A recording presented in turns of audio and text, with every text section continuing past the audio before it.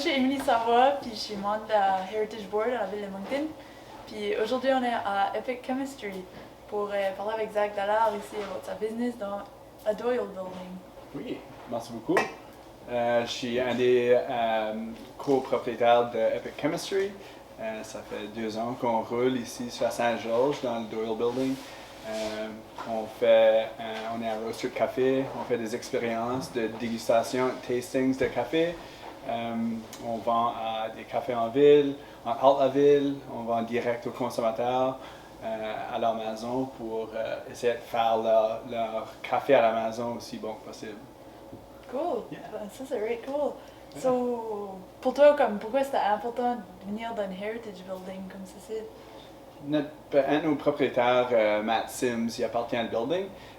C'était super important pour lui de le faire LEED Certified. Donc, il a investi beaucoup d'argent à maintenir le building héritage. Puis même pendant la construction, il voulait s'assurer que tous les éléments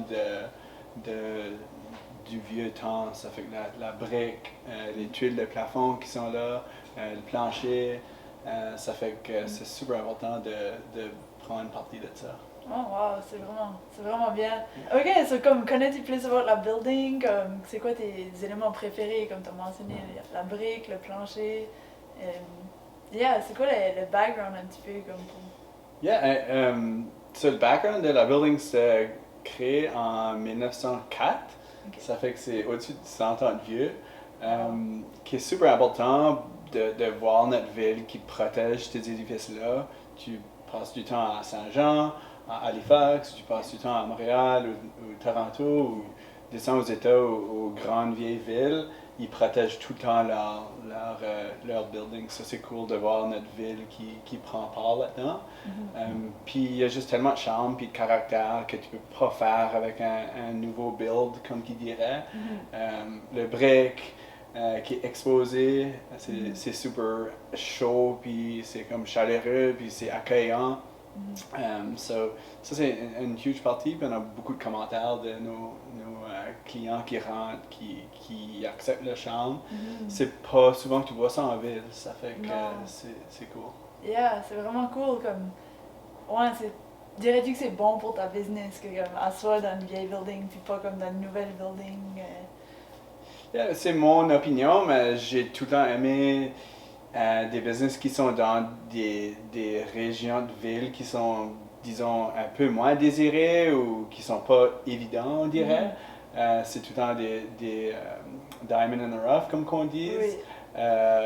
Que c'est juste, ça amène un contraste à un business qui est nouveau, du jeune monde qui travaille là avec une passion de café, comme qu'on a ici, dans un édifice qui est super vieux, qui a passé tellement de différents propriétaires pendant les centaines d'années que ça a été bâti. C'est super important de voir, puis je crois que ça ajoute beaucoup à la business. Oui, for sure. So, y a-t-il des challenges à être dans une vieille building?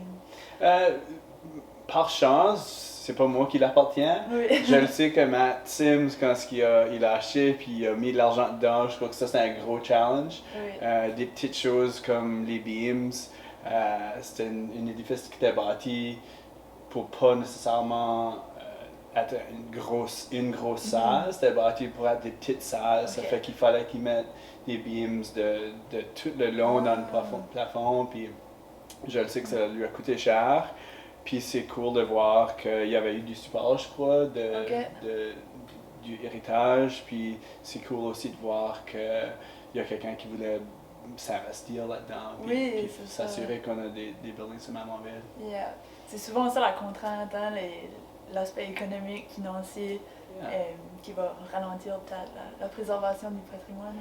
For sure, mais je crois que le challenge est aussi une huge opportunité parce que en se prenant à surmonter le challenge, puis à mettre l'argent, puis à s'investir dedans, de l'autre côté, tu as un produit ou un espace qui est différent, puis c'est pas comme les autres. Super accueillant, puis nice.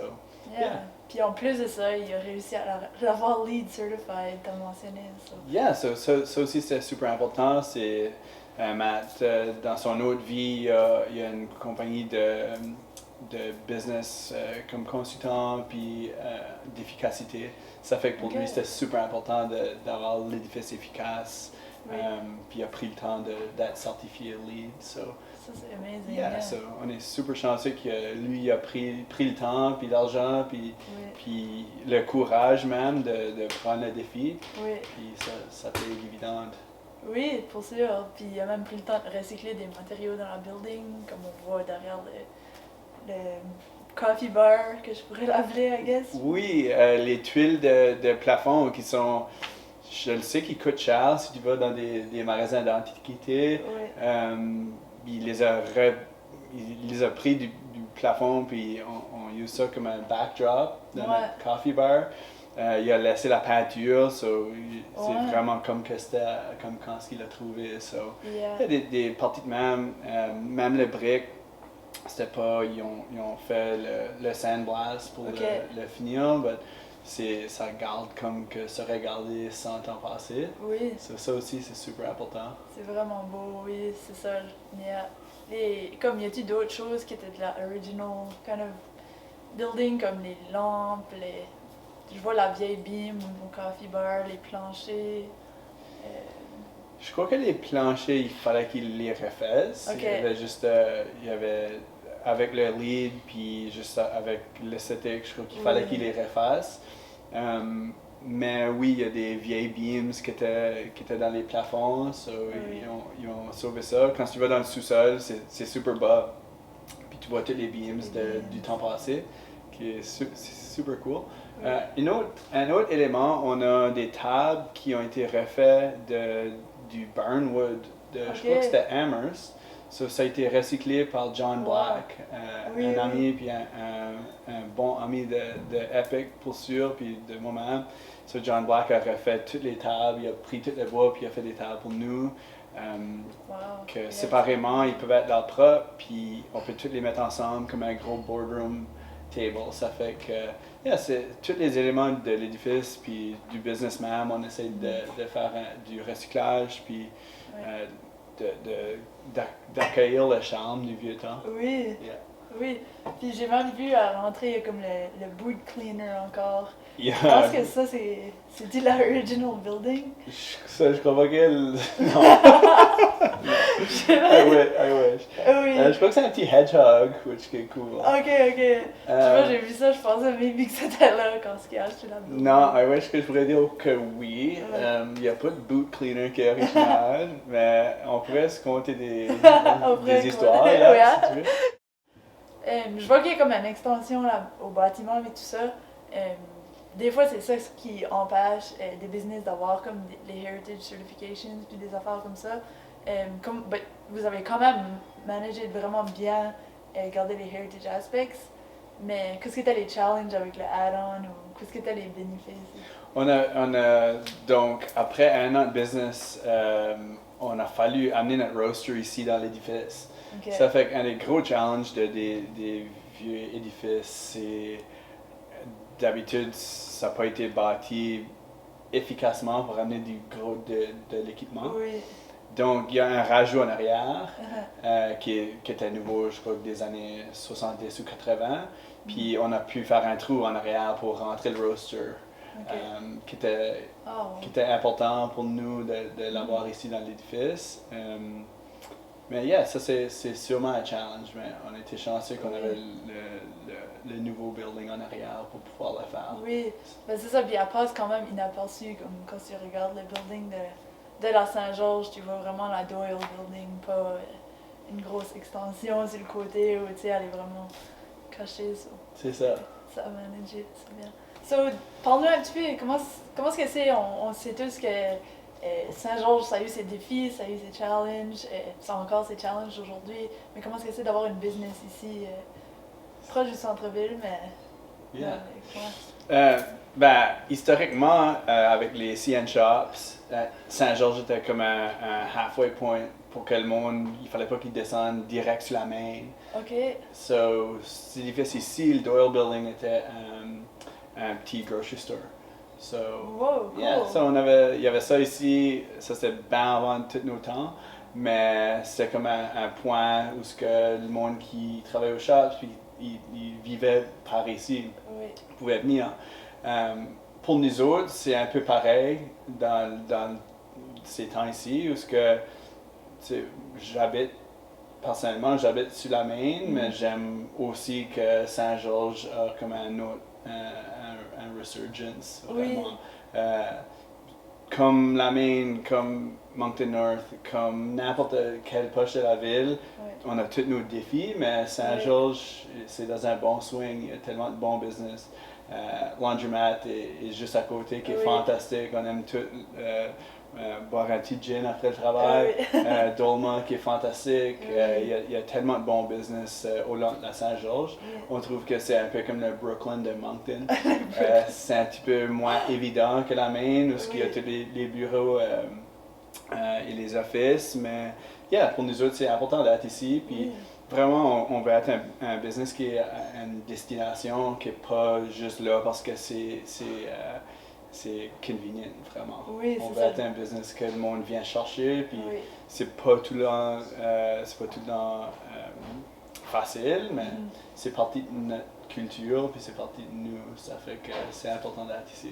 Oui, puis on voit vraiment comme vous apporter une différente crowd, plus jeune, peut-être, plus différente. C'est une expérience qui n'est pas donnée partout à Moncton. C'est vrai, puis c'est vrai, il y a beaucoup de foot traffic aussi sur la Saint-Georges. Il y a beaucoup de monde qui habite bien proche. Si tu penses sur la Main même, il n'y a pas grand personne qui habite là. Mais quand tu penses à Saint-Georges, le West End qui est bien proche, tu penses juste en arrière, il y a tellement de résidences, puis il y en a beaucoup qui se développent aussi. Ça fait qu'il y a beaucoup de monde qui habite ici. Si on veut être un business du coin, c'est important. On ne veut pas juste être un 9 to 5 qui est évident parce que tu es au bureau. On veut être une place où tu peux habiter proche, puis tu peux venir nous voir. C'est super important.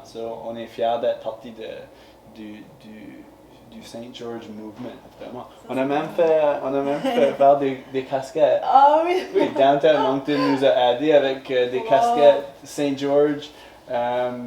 Ça fait qu'on veut juste, on est fiers d'où ce qu'on est, puis on est super fiers de ce que Saint-Georges puis la ville de Moncton fait, vraiment. Cool, oui, c'est vraiment, c'est bien, la ville de Moncton. Je vois aussi que vous avez souvent des événements ici, différents partenariats dans la ville avec différentes business, différentes initiatives. Tu parlais un petit peu de ça aussi? Le café, on n'a pas parlé trop de café, mais le café même comme concept ou comme boisson, c'est tellement social. Ça fait que c'est important pour nous de s'assurer qu'on rassemble le monde.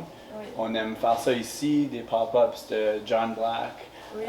Des pop-ups de chandelles artisanales, des pop-ups de fleurs artisanales.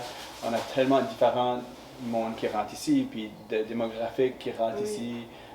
Ça fait que c'est important, nous, d'être un peu le noyau de la communauté pour pouvoir rassembler le monde autour du café. Puis c'est spécial, vraiment. Oui, c'est ça, le café est rassembleur aujourd'hui. C'est ça. Avec des pop-ups, tu peux avoir une bonne diversité de monde. Puis...